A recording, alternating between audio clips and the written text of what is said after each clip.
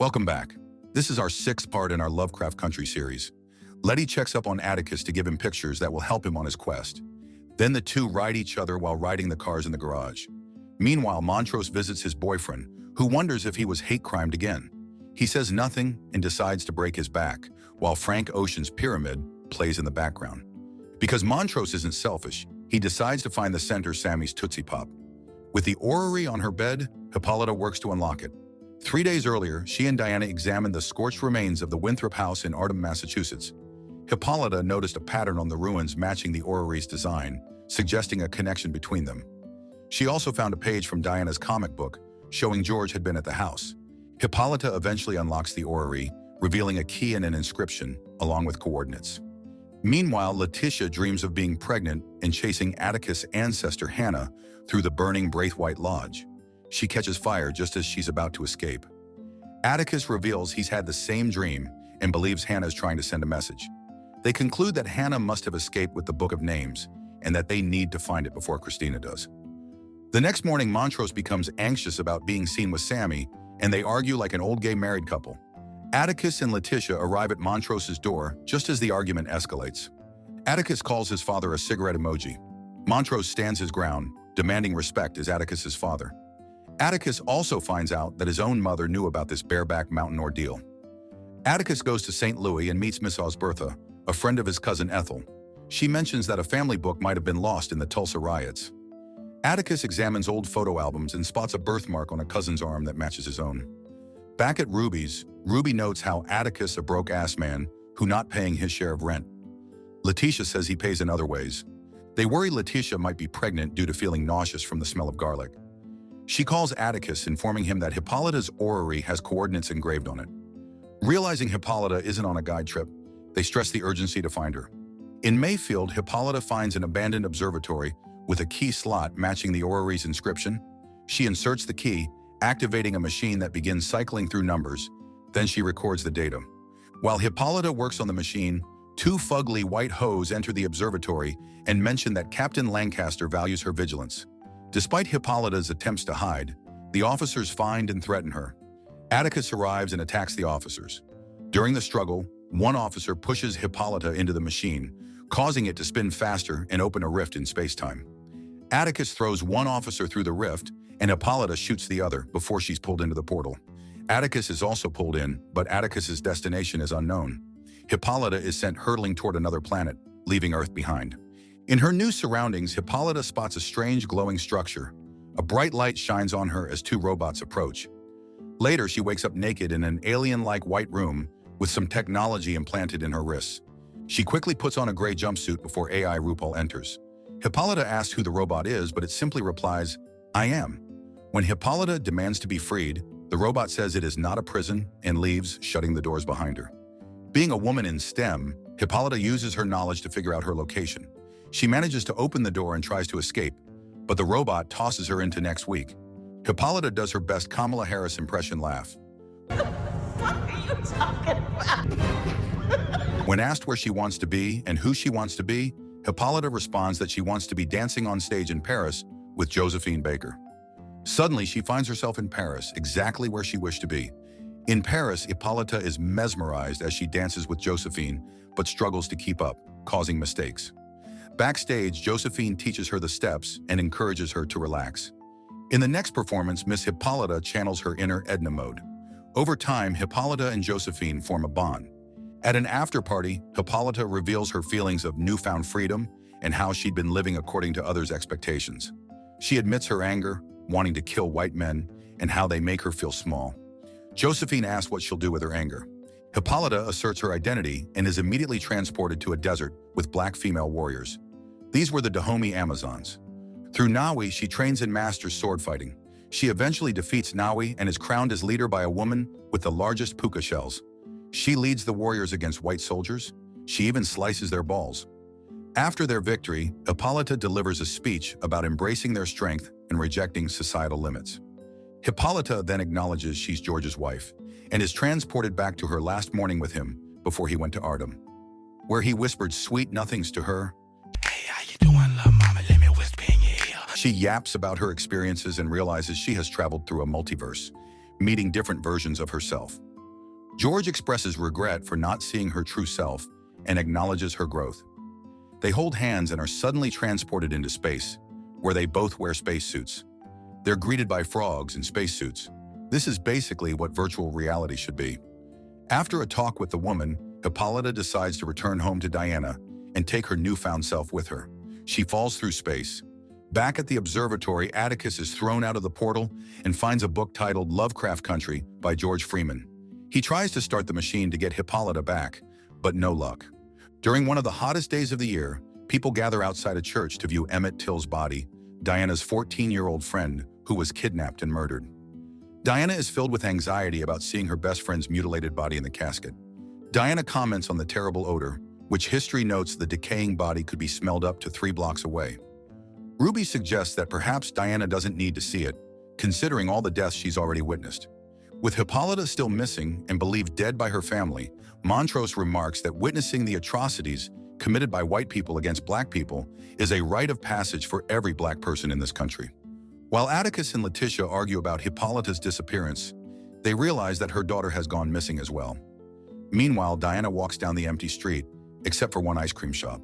2 black girls exit, laughing and waving at her. In a fit of anger, Diana throws rocks at them. Her fear grows as 2 cops approach. Captain Lancaster is one of them, holding her Orithia blue comic which she gave to Hippolita before she left. They question her about Hippolita's location, and when she denies knowing, Lancaster performs a ritual. They purposely trip her and have her in a chokehold. Maggots emerge and he smears his nasty mucus on Diana's forehead. She exclaims that she can't breathe and passes out briefly. They eventually let her go. Letitia returns home, searching for Diana but instead finds Gia. Meanwhile, Atticus meets with Christina, offering the key to the orrery in exchange for learning a protection spell. She agrees and reveals her plan to achieve immortality during the autumnal equinox, something her ancestors couldn't do. After her unsettling encounter with Lancaster, Diana confronts Montrose, accusing him of lying about her father's death and demanding to know where her mother is. Montrose insists Hippolita is on a guide trip, but Diana senses more lies. Montrose tries to comfort her, recalling how he and her father learned early on that no matter how hard they tried, things were always taken from them. He encourages her not to give up easily, but Diana, overwhelmed, retreats to the bathroom. There she notices the cover of a book has transformed into a terrifying image of a demonic black girl gripping a white girl's face. Just as Montrose forces the door open, Diana escapes through the window. Meanwhile, Ruby, deeply shaken after seeing Emmett's body, returns to Christina's place. She's interrogated by an inbred man who doesn't think Ruby lives in the neighborhood, but William arrives in time to help her. Ruby said Emmett's face was totally mutilated. In tears, William helps her bathe and relax. They get in each other's faces, but Ruby is weirded out while knowing it's just Christina. I mean, girl, William's handsome, so just go for it. Ruby takes the potion and pulls a Michael Jackson, transforming back into a white woman. Ruby starts riding William like an Uber, but when she reaches her peak, she turns back into herself, resulting in a grotesque scene of flesh and blood. Despite the horror, neither she nor William seem disturbed. Diana continues wandering through Chicago, still shaken by recent events. As she waits at the train station, she spots 2 eerie figures resembling the demonic girl from the book cover. The figures, with their unsettling presence, seem visible only to Diana. Panic sets in as Diana frantically pushes through the station crowd, desperate to escape. One of the figures extends her nails, transforming them into sharp talons, reaching out toward Diana. In a frantic dash, Diana manages to slip through the station gates just before the talons can grasp her. Atticus arrives at Letitia's house and finds Gia seated at the dining room table. Gia is there to warn Atticus about his impending death, however, she doesn't know how he dies. Atticus is confused when this meeting could have been an email. Letitia, visibly upset, reveals that Gia is there because of her love for Tick, then leaves the room in tears. Atticus insists what they had wasn't real and that he's not destined to die, and tells her to GTFO. Letitia is upset with Atticus for keeping secrets, but Atticus insists he'll fix things by casting a spell. Meanwhile, Ruby confronts Christina if Christina feels anything about Emmett's death and the brutal way he was killed. Ruby expresses her exhaustion and anger, wanting Christina to understand the deep pain she feels and the isolation that comes from knowing Christina will never truly understand. Christina admits she doesn't care about Emmett, the injustice, or the unrest in the city. She suggests that Ruby doesn't either. Christina reveals she saw Ruby as someone being reborn when she took the potion, not someone hiding. She walks away, leaving Ruby unsettled by the conversation. Diana goes to Letitia's house as she's leaving. She sees crazy eyes from Orange is the New Black and runs away to her mom's car. However, the crazy bitch scares her and she rushes away on a bike. Later at night, thinking she outrun the crazy twins, they done followed her in a dark alley, while Diana follows Captain Lancaster. Atticus finds Montrose drinking on a street corner and asks if he ever cheated on his mother. Montrose admits he had desires but chose a life that avoided the risks of being outed. He explains that his love for Atticus's mother was rooted in the need to create a family after losing everyone in Tulsa. Atticus then reveals that Letitia is pregnant and that when he traveled to the future, he found a book titled Lovecraft Country, written by their future son, George Freeman. At church, Letitia prays for protection over Atticus and Emmett's family. Christina sits beside her. Letitia gives Christina the negatives of Titus's pages, asking her to make Atticus invulnerable in exchange. Christina agrees, but only wants to make Letitia invulnerable, casting the mark of Cain on her. At Montrose's apartment, Atticus shares that the future he saw was chaotic. He mentions seeing white people rioting and a woman with a robotic arm who gave him the Lovecraft Country book. His son's book contains a story with changes from their reality, including Christina being a man, Uncle George surviving Artem, and Diana being a boy named Horace. The book's ending reveals that Christina sacrifices Atticus for immortality. Montrose then realizes that the autumnal equinox is just 5 days away. Atticus expresses his determination to take risks to protect his family, even if it means risking his life. Montrose, despite their strained relationship, is ready to help save his son and grandson. Diana, still haunted by demonic girls, confronts Captain Lancaster. She asks about her mother and Lancaster's spell, learning she can get it removed if she retrieves the orrery from the Winthrop house. Diana refuses and spits on Lancaster, calling him pig, also commenting how their room stank. Lancaster decides to get the orrery himself, unaware it's no longer at the Winthrop house.